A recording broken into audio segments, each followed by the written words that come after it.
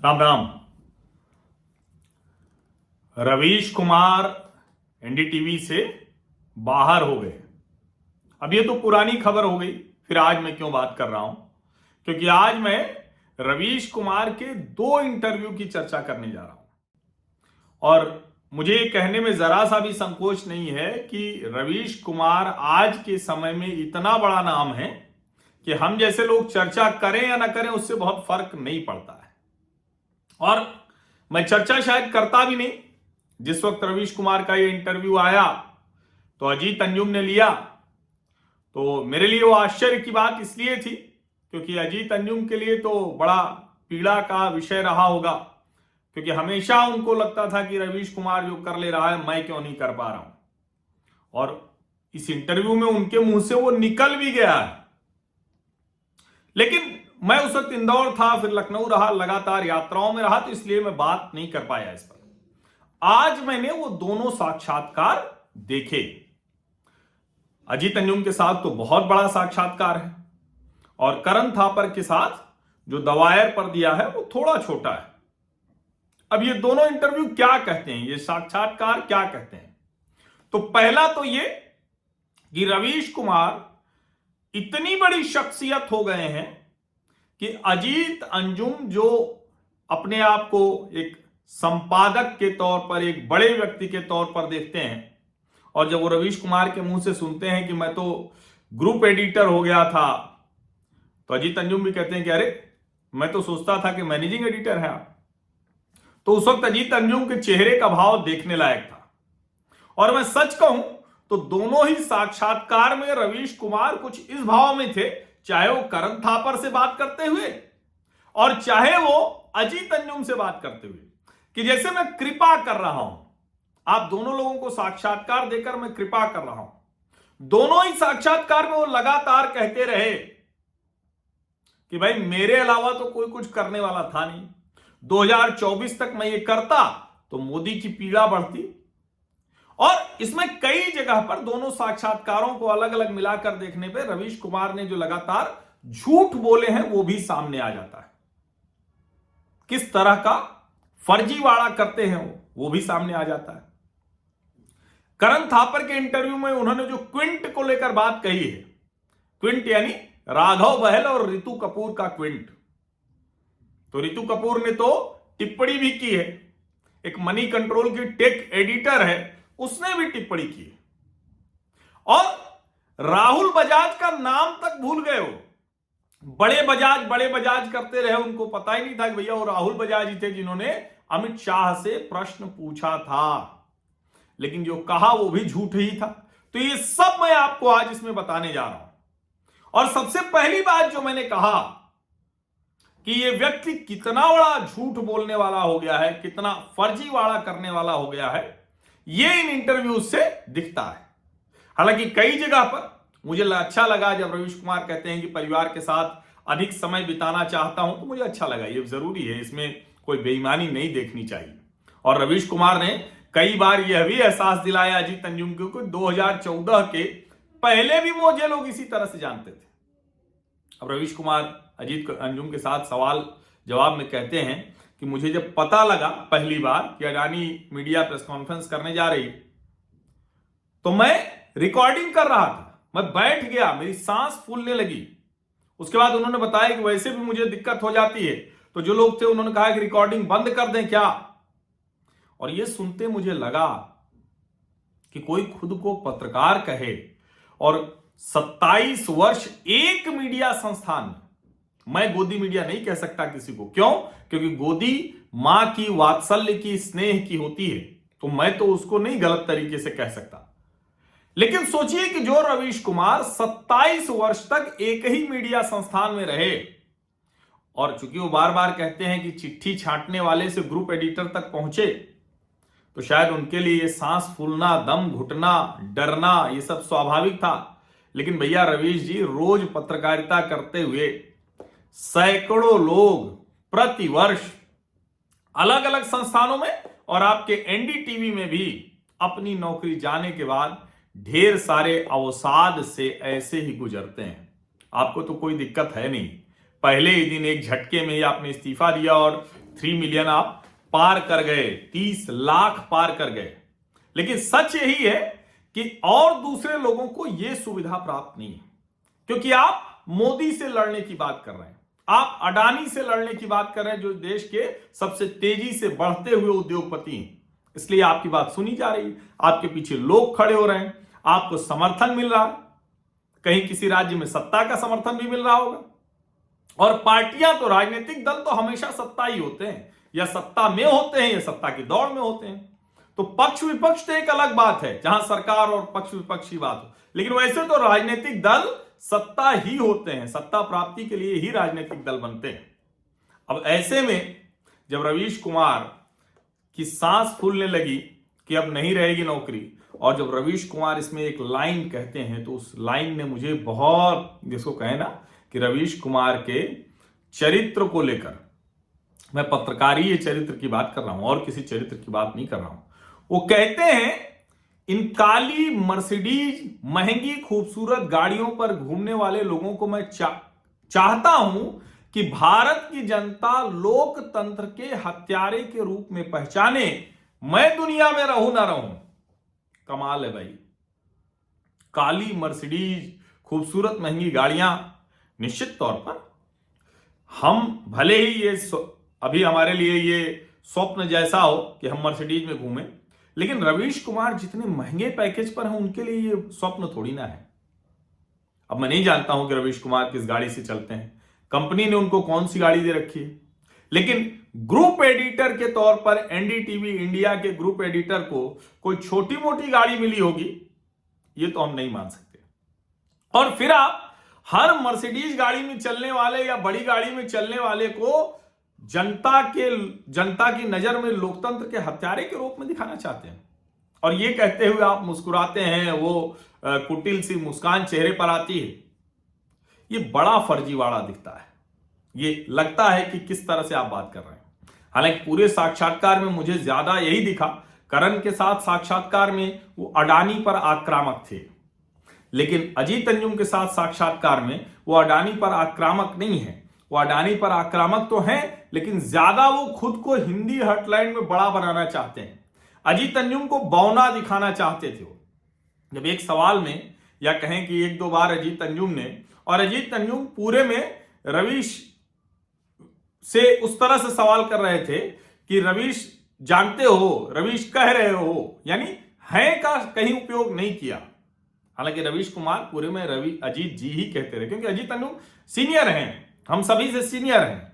लेकिन अजीत अंजुम जो एक प्लेटफॉर्म पर जब आप इंटरव्यू ले रहे हैं, तो एक बराबर आने की कोशिश करनी चाहिए, लेकिन चूंकि उनके अंदर जो हीन ग्रंथि, हीनता का बोध रहा होगा, और उसको उन्होंने आगे कह दिया है। रवीश कुमार ने उनको यहां भी जाकर समझाया, कहा कि 2014 के पहले भी बहुत से लोग मुझे जानते थे। मैं किसी शहर में जाने पर अपने कैमरामैन को कहता था कि होटल में मैं कहां रुका हूं इसके बारे में मत बताएं। लोग खाना लेकर, कपड़ा लेकर, जाने क्या क्या लेकर आते थे। और मैं रवीश कुमार की इस बात से सहमत हूं। मैं जानता हूं कि 2014 के पहले, और खास करके जो विशेष रूप से जो रवीश की रिपोर्ट आती थी, उसके बहुत से प्रशंसक थे, उनमें से एक प्रशंसक मैं भी हूं। और रवीश कुमार ने जिस तरह से एक पत्रकार के तौर पर अपनी इतनी बड़ी शख्सियत कर ली है, ये अपने आप में कमाल की बात है। लेकिन ये किस कीमत पर हुआ है? ये असल पत्रकारिता की कीमत पर हुआ है। ये अपने स्वार्थ के लिए, प्रणव राय, राधिका राय का एजेंडा चलाने के लिए हुआ है। ये मोदी विरोधी पत्रकारिता करने को सिर्फ पत्रकारिता कहना और सारे पत्रकारों को गोदी मीडिया कहना, यानी पूरे मीडिया को खारिज करने की कीमत पर हुआ है। और इसीलिए ये इंटरव्यू मैं कह रहा हूं कि देखने लायक है। कमाल की बात यह कि अब रवीश कुमार को भी भारत माता से बात करने की इच्छा हो गई। इस इंटरव्यू में एक जगह वो कहते हैं कि मैं भारत मां से बात करूंगा, अकेले में तो बात कर सकता हूं ना, मैं पूछूंगा कि क्यों नहीं, हमारे लिए क्यों जगह नहीं है तुम्हारे आंचल में। कमाल है। अजीत अंजुम पूछ रहे क्या पूछोगे भारत माता से? अरे भाई, भारत माता से ये सवाल के आंचल में जगह नहीं भैया, इसी धरती पर हो, यही आंचल है। अगर YouTube पर भी जाओगे तो इसी आंचल में रहोगे। ये जो भारत माता से अपने मन की बात करना, वरना तो भारत माता का नाम लेकर किस भाव से रवीश कुमार मुंह चुनियाते हुए टीवी पर प्राइम टाइम पर प्रवचन देते थे, वो क्या भूल गया लोगों को? और इस पूरे साक्षात्कार में जनता जनता जनता, उसमें एक जगह वो कहते हैं कि हमारे हर समय पब्लिक के स्वाभिमान को कुचलना ठीक नहीं है, उसे जूता मत मारिए। अब आपको जेल में मुझे डालना है तो डाल दीजिए, मुझे जिंदा नहीं देखना चाहते हैं, मुझे नुकसान पहुंचाकर अगर लोकतंत्र पर, भारत माता पर कोई गिल्ट डालना चाहते हो, अपराध बोध करना चाहते हो, आपकी मर्जी। कमाल है। पहली बात तो आपको क्यों कोई नुकसान पहुंचाएगा, लेकिन रवीश कुमार का नुकसान इस देश के लोकतंत्र और इस देश पर गिल्ट है, अपराध बोध है। रवीश कुमार ये हो गए। ये अंदाज कुछ इस तरह का है जब कोई अहंकार की सारी सीमाओं को तोड़ जाता है। हालांकि वो बार बार इस तरह से अभिनय करते हुए दिखते हैं, इस तरह से कहते हुए दिखते हैं जैसे इन सब का उनके ऊपर कोई असर नहीं पड़ता है, किसी भी तरह से वो प्रभावित नहीं करते हैं। अब ये सब जब वो बोल रहे हैं अपनी एक नौकरी जाने पर, तो सच क्या है? सच यही है कि रवीश कुमार ने एनडीटीवी से निकाले जाने वाले लोगों के लिए कभी आवाज नहीं उठाई। छटनी पर छटनी होती रही और रवीश कुमार की तनख्वाह बढ़ती रही। और वो क्या कहते हैं? वो कहते हैं कि अगर मैं रहता 2024 तक, अब जरा सोचिए, दम्भ, घमंड, अगर मैं रहता 2024 तक, तो पिछले 8 साल में उनकी सरकार की तमाम तरह की गलतियों को जो मैंने डॉक्यूमेंट किया था, उनको दोहराने का साल था ये 2023, बताने का साल था। जितना ऑथेंटिक तरीके से मैं बताता, उतना किसी भी जर्नलिस्ट के पास नहीं, किसी भी प्रोग्राम में नहीं है। फर्जीवाड़ा नहीं है कि 4 लोग आकर बक्से में बोलकर चले गए, सब रिकॉर्ड था प्राइम टाइम में, उन्होंने छुटकारा पा लिया। अब जरा सोचिए, ये सब सुनते हुए अजीत अंजुम का चेहरा कैसा रहा होगा? आप सबने वीडियो देखा होगा, नहीं देखा है तो देख लीजिए। मेरे कहने से, देखने न देखने से कुछ फर्क नहीं पड़ता है, क्योंकि वैसे भी उसके लाखों में व्यूअरशिप उसकी चली गई। अजीत अंजुम के चैनल पर सबसे ज्यादा देखे जाने वाले वीडियो में रवीश कुमार के साक्षात्कार शामिल हो गए हैं। ये रवीश कुमार की ब्रांड है, ब्रांड बिल्डिंग है, ये ब्रांडिंग है रवीश कुमार की। और इसीलिए उनको शायद समझ में आ गया है कि यही एक तरीका है जो मुझे बहुत आगे ले जा सकता है। जो व्यक्ति करोड़ों के पैकेज हो, वो बार बार ये रोना रो रहा हो कि अब हम कल से क्या करेंगे, मेरे पेट पर लात पड़ गई है, मुझे नौकरी से निकाल दिया गया है, भारत माता के ऊपर गिल्ट है, अपराध बोध है। ऐसे हम लोग जाने कितनी बार नौकरियां छूट गई या छोड़ दी, कभी ये मन में ही नहीं आया कि किसी के ऊपर अपराध बोध। अरे भाई, हम निकले थे, जब प्रयागराज से चले थे तो अच्छा, तब इलाहाबाद नाम था, लेकिन हम जिस एक्सप्रेस से आए थे यहां, वो प्रयागराज एक्सप्रेस ही थी ट्रेन। और कभी मन में भाव नहीं आया, किसी संपादक को लेकर नहीं आया, किसी मालिक को लेकर नहीं आया, किसी दूसरे पत्रकार को गोदी कहने की इच्छा नहीं हुई। भले उस समय में रवीश कुमार से लेकर, राजदीप से लेकर, बरखा से लेकर, शेखर गुप्ता से लेकर एक ही तरह के लोग, एक ही तरह की बात करने वाले लोग, चाहे पद्म पुरस्कार हो या दूसरे पुरस्कार हो, वो हासिल करते रहे। नहीं आया मन, मुझे लगा कि वो कर रहे हैं, पत्रकारिता कर रहे हैं, उनको मिलना चाहिए। और ऐसे ही देश सोचता था। लेकिन 2014 के बाद इस वर्ग ने, जिसकी अगुवाई के तौर पर, इसके अगुआ चेहरे के तौर पर, प्रतिनिधि चेहरे के तौर पर रवीश कुमार स्थापित है, उसने तय कर लिया कि हमारे अलावा जो बोलता है वो सब मीडिया नहीं है। गोदी मीडिया कहकर खारिज किया। बरसों बरस जो लोग सेठों की गोदियों में रहे, और मैं इसीलिए कहता हूं कि गोदी का संदर्भ इसलिए बोलना पड़ता है, वरना तो मेरा मानना है कि गोदी संदर्भ लिया नहीं जाना चाहिए, क्योंकि मां की गोदी होती है। और मुझे तो कई बार लगता है ये जानबूझ के गोदी और भक्त कहते हैं, क्योंकि हिंदू जो व्यवस्था है, पारिवारिक व्यवस्था, उससे भी इन लोगों को बड़ी चिढ़ है। और इसीलिए ये सब जो बता रहे हैं ना कि आखिर 2024 की लड़ाई अब कौन लड़ेगा, तो पूरे विपक्ष को, इसमें जो छिपा हुआ है समझिए, पूरे विपक्ष को, सभी पार्टियों को रवीश कुमार को खड़ा करने में अपनी पूरी ताकत लगानी चाहिए। लाखों व्यूअरशिप यूट्यूब पर मिले, इसका प्रबंध उनको करना चाहिए। सबको रवीश कुमार के वीडियो देखते हुए उसको फॉरवर्ड करना चाहिए। और दम्भ का आलम देखिए, कह रहे हैं कि एक बड़े मंत्री वो आए हुए थे, हम जाते नहीं थे, हमारे कार्यक्रम में नहीं आते थे, बीजेपी ने बहिष्कार कर दिया था, दूसरे कार्यक्रमों में आते थे तो मैं मिलता उलता नहीं था। एक बार किसी ने कहा कि चल नौकरी के लिए मिल लीजिए हमारी, तो हम चले गए, तो बड़े मंत्री थे, झुक गए, कहे कि वो आपके कार्यक्रम की योग्यता के अनुसार तैयारी करके आएंगे जब आप बुलाएंगे। और मंत्री होने पर वो आते नहीं थे। कह रहे हैं कि 2014 के पहले सब बीजेपी के लोग होते थे, बाद में बहिष्कार कर दिया। ये सब कहते हुए वो बार बार यही लिखते हैं, यही बोलते हैं कि 1.5 साल बड़े महत्वपूर्ण हैं। इस पूरे इंटरव्यू में आप देखेंगे ना तो इन 1.5 सालों की कसक है। और बार बार वो कहते हैं कि ये तो अडानी से खरीदवा लिया गया चैनल, सिर्फ और सिर्फ उनको लात मारने के लिए, उनके पेट पर लात मारने के लिए। अजीत अंजुम बीच में अपना सवाल लेकर आते हैं, क्योंकि उनको भी तो पत्रकार बने रहना, दिखना है ना, ये कोशिश करनी है। अब हालांकि रवीश कुमार के सामने वो लग ही नहीं रहा था, वो लग रहा था कि जैसे कोई प्रवचन चल रहा है, उसमें एकदम हाथ जोड़कर बैठे हुए हैं, वही जो भक्त मीडिया कहते रहते हैं। तो रवीश कुमार के सामने तो अजीत अंजुम उसी भाव में थे। कह रहे हैं पहले 5 साल तो सपने दिखाने में चला गया, अब 10 साल हो गए। तो रवीश कुमार कह रहे हैं हमारे पास रिकॉर्ड था। अब सोचिए, अजीत अंजुम किसी भी सवाल का काउंटर क्वेश्चन नहीं कर सके, एक बार भी नहीं कह सके कि अरे भाई हम भी तो पत्रकार हैं, चलो दूसरों को ना मानो। लेकिन आप तो संपादक थे, सेलिब्रिटी एंकर थे, आपके पास तो बड़ी ताकत थी, अभी भी आप यूट्यूब पर सबसे ज्यादा देखे जाने वाले लोगों में हैं, फिर भी आप नहीं कह सके कि अरे भाई हम भी कुछ कर रहे थे रवीश कुमार, तुम ही कर रहे थे क्या? लेकिन बोलने का साहस नहीं हुआ। कहीं रवीश कुमार पलट के कोई ऐसी बात कह देते तो अजीत अंजुम की पूरी छवि ध्वस्त हो जाती। साहस नहीं आज किसी में रवीश कुमार के सामने कुछ कहने का, क्योंकि रवीश कुमार प्रतीक है मोदी विरोध का, सरकार विरोध का, एंटी स्टैब्लिशमेंट का। और अगर उनकी गलतियों पर भी कोई उंगली उठा देगा तो ध्वस्त हो जाएगा। कल को अजीत अंजुम को भी गालियां पड़ने लगेंगी। सवाल पूछते अजीत अंजुम का दर्द सामने आ गया, छलक उठा। उन्होंने कहा कि रवीश आपको असीम आजादी मिली। रवीश कुमार ने कहा कि आजादी तो मिली, लेकिन वहां तो सबको आजादी मिली। अब यहां एक सच और है, क्या राजीव शुक्ला जी ने अजीत अंजुम को आजादी नहीं दी थी? बिल्कुल दी थी। प्रोडक्शन हाउस से लेकर बीच में कुछ समय आज तक में वो रिपोर्टर के तौर पर गए, नहीं तो संपादक तो वो यही बने, सारी जो कुछ करना था वो यही किया। जैसे चैनल चलाना है, जैसे प्रोडक्शन हाउस चलाना है, अपनी मनमर्जी से चलाया। और कह रहे हैं कि असीम आजादी मिली। क्या करना था? प्रवचन नहीं कर पाए रवीश की तरह, ये कष्ट रह गया, या कुछ और करना था?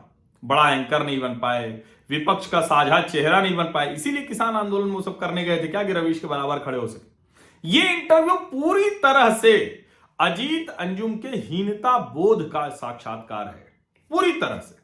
और मैंने इसको बहुत ध्यान से देखा, उसमें जो बीच बीच में सवाल आते हैं ना, उन सवालों से आपको समझ में आता है। अब डर लगने की बात होती है, बहुत कुछ वो कहते हैं, उसमें सवाल में अजीत अंजुम थोप देते हैं कि आप वैसे भी बाहर नहीं निकलते हैं, लेकिन लगता है क्या कि आपको चुनाव हुआ था या थोपा हुआ एकाकीपन था, मोदी भक्ति की वजह से, और भी बहुत सी चीजें। और इसमें एक बात जो रवीश ने कही तो मुझे लगा कि सोचिए, रवीश कुमार ने कहा मेरा रिश्तेदारों से उतना संबंध कभी रहा ही नहीं, मैं दिल्ली आ गया तो अपना घर, अपना परिवार, अपना गांव, अपना समाज, अपना रिश्तेदार, किसी से संबंध नहीं रहा रवीश का। मैं नहीं जानता कि साल में उनके यहां कितने घर परिवार, नात, रिश्तेदार के लोग कभी मिल पाते होंगे। लेकिन सोचिए कि रवीश कुमार को जब नौकरी छूट गई तो सबसे पहले भोजपुरी में चैनल खोलने का मन आया।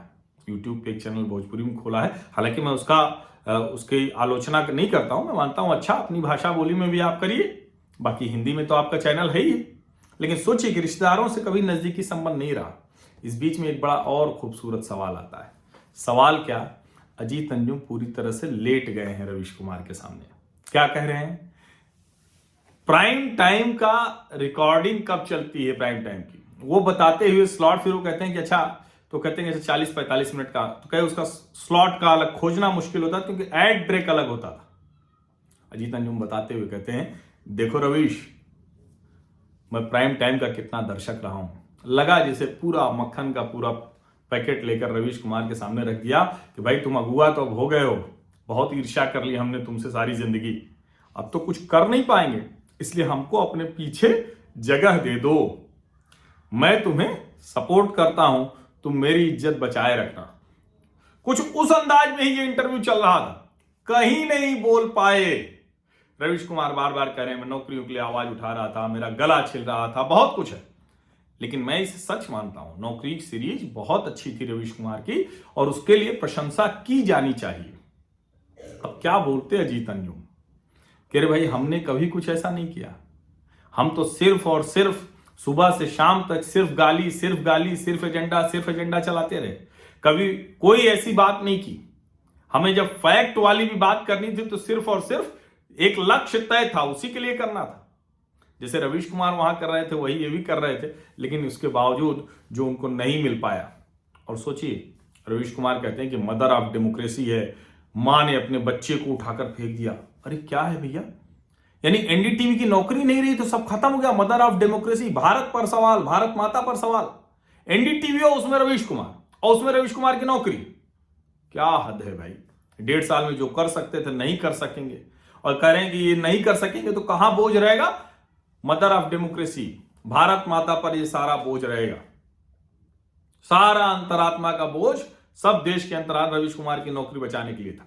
दूसरे लोग निकाले जाते रहे तो उनके चैनल से दूसरे चैनल तक तो भी कोई बोझ नहीं पड़ा। दूसरों को कह रहे हैं फर्जी बिजनेस प्लान, 2 नंबरी पैसा, 3 नंबरी पैसा, कह रहे मेरे सामने ये सब मत लाइएगा, ये ठीक किया नहीं आपने। इस चिड़चिड़ाहट में वो भूल जाते हैं कि अरे भाई किस पैसे से आपको हजारों से शुरू हुआ, लाखों में पहुंचा और फिर करोड़ों तक पहुंच गया। मुझे ठीक ठीक रवीश का पैकेज नहीं पता है लोही, लेकिन ज्यादातर लोग 2 करोड़ से ऊपर सालाना की बात करते हैं उनके पैकेज की। मुझे नहीं पता है कितना है, इसलिए मैं सच नहीं कह सकता हूं, लेकिन सोचिए वो ये कह रहे हैं कि पैसा सब जगह, बिजनेस प्लान जो होता है वो 2 नंबरी 3 नंबरी होता है। भैया प्रणव राय, राधिका राय कौन सा पैसा था? 27 साल से आपको जो लाखों करोड़ों का पैकेज मिल रहा था वो कहां से आ रहा था? चैनल गर्त में जाता रहा, तनख्वाह आपकी बढ़ती रही, कैसे होता था ये सब? इसकी भी तो खुल के चर्चा करते ना। प्रणय राधिका राय पर आप बोलते वक्त भी एकदम कुछ नहीं बोला। करण के चैनल इंटरव्यू में आपने जरूर कहा कि हमारे नाम से चैनल जाना जाता है और प्रणय राय को कभी बुरा नहीं लगा। कैसे बुरा लग सकता था? लेकिन कभी कहीं तो एक तो कोई बात कही होती। जैसे कई बार लोग कहते हैं कि मोदी सरकार की तारीफ ही तारीफ होती रहती। अरे भैया, तो तुम्हारा क्या हाल है? कोई ऐसा अवसर नहीं आया जब एनडीटीवी में लगा हो कि गलत हुआ? अहंकार कि मैं थंब इंप्रेशन नहीं देता था, साइन नहीं करता था। भाई तुम्हारे लिए सब माफ था ना, दूसरे लोगों के लिए तो माफ नहीं है एनडीटीवी में, नहीं है ऐसा। और दूसरों को तुम भड़का रहे हो। तुम्हारे लिए ना प्रणव राधिका ने सब कुछ अपना दे दिया, दूसरे लोगों को तो नहीं दिया। वरना पूछो उनसे जो छटनी का शिकार हो जाते थे हर 5 साल बाद, पूछो जरा, लंबी फहरिस्त है और उनमें से कोई रवीश कुमार से प्रतिभा में, क्षमता में कमजोर नहीं है। अगर इस तरह का प्रवचन का मंच मिले तो एकदम हो जाए। उसमें यह कहना कि मैंने फालतू की एंकरिंग नहीं की कि 3 लोगों को बुलाकर, 3 फालतू लोगों को बुलाकर हम बात करें। और इस पर रवीश कुमार कहते हैं बहुत संवेदनशील बात कर रहे हो रवीश, बताइए। अब शायद उनकी कोशिश रही होगी कि जो इंटरव्यू में धीरे धीरे छोटे होते होते रवीश के सामने, अजीत अंजुम बड़े छोटे, आप देखिए वो इंटरव्यू, छोटे होते चले गए, तो सोचे थोड़ा सा हम ऊपर उठ के खड़े हो जाएं। पता नहीं उठ पाएंगे कि नहीं। आप लोगों ने जो इंटरव्यू देखा होगा इस पर टिप्पणी जरूर कीजिएगा। और ये बहुत साफ साफ दिखता था कि बार बार अपने बौनेपन से अजीत अंजुम ऊपर उठने की कोशिश करते थे रवीश के सामने, और रवीश उन्हें स्टाइल में, अपने ही अंदाज में हंसते मुस्कुराते उठा के पटक देते थे। फिर अजीत अंजुम जस के तस हो जाते थे। फिर सवाल पूछते हैं गोदी सेठ के नाम आपने जो संदेश दिया, तो रवीश कहते हैं मीडिया के सभी गोदी सेठों के लिए। हाँ, लेकिन अभी आपने उन्हीं के लिए किया है, बाकी एक गोदी सेठ ने मीडिया के सभी चैनलों में इन्वेस्टमेंट कर रखा है। नाम क्यों नहीं ले पाते? आजकल अडानी का नाम लेते हैं तो अंबानी पे चुप हो जाते हैं। कुछ लोग हैं जो अंबानी का नाम लेते थे वो अडानी पर चुप रहते हैं। ये समझ में नहीं आता, ये अलग तरह का एक खेल चल रहा है क्या? क्योंकि हम लोग तो सामान्य पत्रकार हैं, कह सकते हैं कि कहीं भी कुछ ऐसी स्थिति नहीं है। लेकिन ये जो लोग हैं जिनको अडानी के चैनल खरीदने पर तो कष्ट होता है, अंबानी के चैनल खरीदने पर इनको पत्रकारिता खत्म होती हुई नहीं दिखती। और इसीलिए मैं कह रहा हूं कि ये फ्रॉड की दुकान चला रहे 2 दुकानदारों की आपसी चर्चा थी, जिसमें फर्जीवाड़े को पूरी बेशर्मी से महानतम घटना बताया जा रहा था। चवन्नी की ताकत की भी बात हो रही थी, गांधी का भी जिक्र किया गया। भैया चवन्नी की ताकत सेफोलॉजिस्ट मिलकर जनमत बना देते हैं, ये आप कह रहे हैं। सेफोलॉजिस्ट को बैठाकर जनमत बनाने का काम किसने किया था? इस देश में उसके प्रणेता भी प्रणय राय हैं। चैनलों पर घंटों घंटों की एक एंकर बहस करेगा और डिबेट होती रहेगी, चैनल से कहां से सब पैकेज गायब हो गए, रिपोर्ट गायब हो गए, तो वो भी एनडीटीवी है। लेकिन चतुर सुजान थे, उन्होंने एक पक्ष अपना रखा, बीच बीच में रिपोर्ट चलती रही थोड़ी थोड़ी, लेकिन शाम 4 बजे से रात 10 बजे तक एनडीटीवी इंडिया और एनडीटीवी 24/7 पर सिर्फ और सिर्फ एंकर ड्रिवन चैनल हो गया है। जो रवीश कुमार इसे टीवी की सबसे बड़ी बुराई बताते हैं, एंकर ड्रिवन होना, एनडीटीवी उसका प्रणेता है। एनडीटीवी ने तय किया कि और कोई कुछ नहीं होगा, सिर्फ और सिर्फ एंकर होगा चेहरा। वरना वो रवीश कुमार जिन्होंने कोई उस तरह की ना तो पॉलिटिकल रिपोर्टिंग की है, ना इकोनॉमिक रिपोर्टिंग की है, वो अचानक सबसे बड़े चेहरे बन जाते हैं, चिट्ठी छांटने वाले से ग्रुप एडिटर तक पहुंच जाते हैं। आश्चर्य नहीं लगता आपको? और उसके बाद इस तरह का प्रवचन, इसमें बहुत स्पष्ट तौर पर दिखता है। वो कहते हैं कि बहुत लोगों ने मेरे कहने के बाद टीवी देखना बंद किया है। अरे भाई, टीवी देखना तो तभी बंद कर दिया था जब एनडीटीवी की रेटिंग लगभग गिरती गिरती नीचे चली आई थी, दूसरे चैनल ऊपर चले गए। और इसीलिए मैं कह रहा हूं कि जिस तरह की चीजें हैं उसमें रवीश कुमार अपने को महान बताने के अलावा इस इंटरव्यू में कुछ नहीं करते हैं, जिसमें अजीत अंजुम भी, जो बड़े पत्रकार रहे, संपादक रहे, सब कुछ रहा, यूट्यूब पर उनकी बहुत बड़ी फॉलोइंग है, उसके बावजूद इतना कमतर उनको भी कोई क्रेडिट नहीं दिया। और अजीत अंजुम बेचारे वो खिसिया कर रह जा रहे थे, वो बोल भी नहीं पा रहे थे, कह रहे भाई मैं भी पत्रकारिता कर रहा हूं। खुद को महान बताने में रवीश ने यहां तक बता दिया कि रेमन मैग्सेसे मिला, फिलीपींस गए, अवार्ड मिला, वो बैग खोला ही नहीं अभी तक। सोचिए आप जरा। अब इसीलिए जब मैं कहता हूं ना कि अजीत अंजुम का दर्द सामने आ गया, अजीत अंजुम ने एक बात जो कही उसको करता हूं, उसके बाद फिर करण थापर के इंटरव्यू की बात करेंगे। अजीत अंजुम कह रहे हैं, देखो भाई रवीश प्रशंसक मैं भी तुम्हारा हूं, कई बार आप दूसरे संस्थान में रहते हैं, रश्क होता है कि कोई दूसरा है जो बेहतर तरीके से कर रहा है। रवीश को कई तरह से लोग आकलन करते हैं, परिभाषित। रवीश खुद को कैसे डिफाइन करते हैं? रवीश कहते हैं अच्छा लिखने वाला। जो वक्त मैंने परिवार को नहीं दिया तो उस असंतुलन को दूर करो, ये मुझे बड़ा पसंद आया। सबसे अच्छा हिस्सा यही हुआ। लेकिन जो और एक बात कही रवीश को, जब अजीत अंजुम ने कहा कि आप लोकप्रिय हैं, इस तरह की चीजें, तो रवीश ने कहा कि लोकप्रियतावादी होता तो 3 मिलियन पर 4 वीडियो और बनाता। अजीत अंजुम का मुंह उस समय देखने लायक था, क्योंकि अजीत अंजुम तो यूट्यूब पर पूरी की पूरी जो भी चीजें हैं वो सब इसी हिसाब से कर रहे हैं। और अंत में अपना फिर विक्टिम कार्ड खेलते हैं रवीश कुमार। आजीविका चलाने के लिए मुझे जाने कैसे दिन देखने पड़ेंगे, जरूरत पड़ी तो दिन रात मेहनत करेंगे। दुनिया करती है, हम भी करते हैं। मैं चिट्ठी छांटता हूं, मैं ग्रुप एडिटर हूं। ये बड़ा एक कहें कि जहां बहुत नीचे से आप बहुत ऊपर तक गए। निश्चित तौर पर रवीश कुमार की ये कहानी बड़ी शानदार है, उसमें कई प्रेरक चीजें हैं, कई इमोशनल चीजें हैं। लेकिन अजीत अंजुम के इंटरव्यू में तो साफ दिखा कि एक आदमी अंदर से कितना कुंठित है और किस तरह की दुकान लगाकर सजा कर ये लोग बैठे हुए हैं। दूसरों को किसी भी नाम से परिभाषित करें, इनकी शक्ल से, इनकी बातचीत से साफ हो जाता है कि क्या है। इसका दूसरा हिस्सा करण थापर को दिए साक्षात्कार पर, उसकी चर्चा करूंगा मैं, लेकिन दूसरे हिस्से में। धन्यवाद।